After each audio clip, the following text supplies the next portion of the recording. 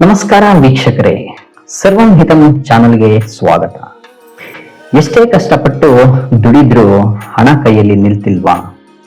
ಮಾಡುವ ಕೆಲಸದಲ್ಲಿ ಯಶಸ್ಸು ಸಿಗದೆ ಬಡತನ ನಿಮ್ಮನ್ನು ಸದಾ ಕಾಡುತ್ತಿದೆಯಾ? ಹಾಗಾದ್ರೆ ಈ ವಿಡಿಯೋ ನಿಮಗಾಗಿ. ಬಡತನ ಕೇವಲ ಹಣದ ಕೊರತೆಯಲ್ಲ, ಅದರ ಹಿಂದೆ ನಮ್ಮ ದೈನಂದಿನ ಜೀವನದ ತಪ್ಪುಗಳು, ಗ್ರಹ ಗತಿಗಳು ಮತ್ತೆ ಕರ್ಮದ ಪ್ರಭಾವವು ಇರುತ್ತದೆ. ಹಾಗಾದ್ರೆ ನಮ್ಮ ಪ್ರಾಚೀನ ಶಾಸ್ತ್ರಗಳಾದ ವಾಸ್ತುಶಾಸ್ತ್ರ, ಚಾಣಕ್ಯ ನೀತಿ, ವೈದಿಕ ಜ್ಯೋತಿಷ್ಯ, ಸನಾತನ ಧರ್ಮ ಹಾಗೂ ಭಗವಾನ್ ಶ್ರೀಕೃಷ್ಣನ ಭಗವದ್ಗೀತೆಯ ಪ್ರಕಾರ ಬಡತನಕ್ಕೆ ಮೂಲ ಕಾರಣಗಳೇನು ಎಂಬುದನ್ನ ಇಂದಿನ ವಿಡಿಯೋದಲ್ಲಿ ಸಂಪೂರ್ಣವಾಗಿ ತಿಳಿಯೋಣ ಬನ್ನಿ. ಮೊದಲಿಗೆ ನೋಡೋದಾದ್ರೆ, ವಾಸ್ತುಶಾಸ್ತ್ರದ ಪ್ರಕಾರ ಮನೆಯಲ್ಲಿರುವ ನಕಾರಾತ್ಮಕ ಶಕ್ತಿಯೇ ನಮ್ಮನ್ನು ಬಡತನಕ್ಕೆ ಆಹ್ವಾನಿಸುತ್ತದೆ.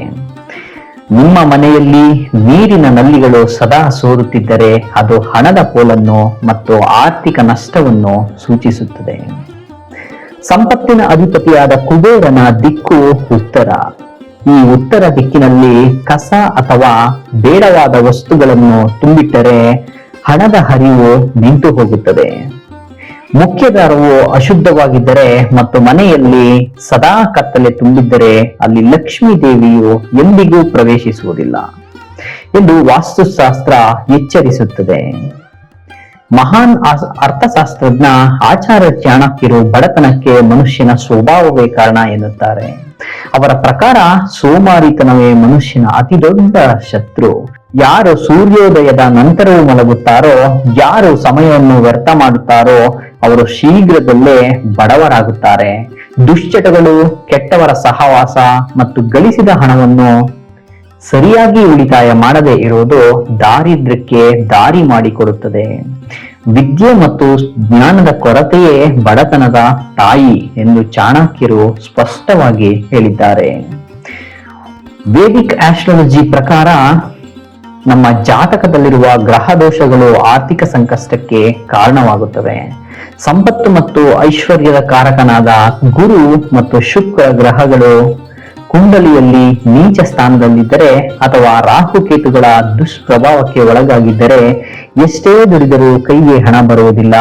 ಜಾತಕದಲ್ಲಿ ದ್ವಿತೀಯ ಧನಸ್ಥಾನ ಮತ್ತು ಏಕಾದಶ ಲಾಭಸ್ಥಾನಗಳು ದುರ್ಬಲವಾದಾಗ ದಾರಿದ್ರ್ಯ ಯೋಗ ನಿರ್ಮಾಣವಾಗುತ್ತದೆ. ಇವು ನಾವು ಹಿಂದಿನ ಜನ್ಮದಲ್ಲಿ ಮಾಡಿದ ಪಾಪ ಕರ್ಮಗಳ ಪ್ರತಿಫಲವಾಗಿರುತ್ತದೆ ಎನ್ನಲಾಗಿದೆ. ಇನ್ನು ಸನಾತನ ಧರ್ಮದಲ್ಲಿ ನಮ್ಮ ಬಡತನಕ್ಕೆ ಹಲವಾರು ಕಾರಣಗಳನ್ನು ಸೂಚಿಸಲಾಗಿದೆ. ಸನಾತನ ಧರ್ಮದಲ್ಲಿ ಕರ್ಮ ಸಿದ್ಧಾಂತಕ್ಕೆ ಅತ್ಯಂತ ಮಹತ್ವವಿದೆ. ನಾವು ಮಾಡುವ ಪಾಪ ಪುಣ್ಯಗಳೇ ನಮ್ಮ ಇಂದಿನ ಸ್ಥಿತಿಗೆ ಕಾರಣ. ಸನಾತನ ಧರ್ಮದ ಪ್ರಕಾರ ಯಾರ ಮನೆಯಲ್ಲಿ ಸ್ತ್ರೀಯರಿಗೆ, ಪೋಷಕರಿಗೆ ಮತ್ತು ಹಿರಿಯರಿಗೆ ಗೌರವ ಸಿಗುವುದಿಲ್ಲವೋ ಅಲ್ಲಿ ಮಹಾಲಕ್ಷ್ಮಿ ನೆಲೆಸುವುದಿಲ್ಲ ಎನ್ನಲಾಗಿದೆ. ಮೋಸ, ಸುಳ್ಳು ಮತ್ತು ಪರರ ಧನವನ್ನು ಅಪಹರಿಸುವುದು ಮುಂತಾದ ಅಧರ್ಮದ ಮಾರ್ಗದಿಂದ ಬಂದ ಸಂಪತ್ತು ಬಹುಬೇಗ ನಾಶವಾಗಿ ಮನುಷ್ಯನನ್ನು ಭೀಕರ ಬಡತನಕ್ಕೆ ತಳ್ಳುತ್ತದೆ. ತಿಂದ ಅನ್ನಕ್ಕೆ ಮತ್ತು ದುಡಿಯುವ ಕೆಲಸಕ್ಕೆ ಕೃತಜ್ಞತೆ ಇಲ್ಲದಿರುವುದು ಬಡತನದ ಲಕ್ಷಣ ಎನ್ನಲಾಗಿದೆ.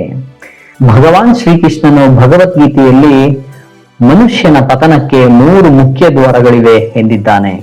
ಕಾಮ, ಅತಿಯಾದ ಆಸೆ, ಕ್ರೋಧ, ಕೋಪ, ಲೋಭ, ದುರಾಸೆ.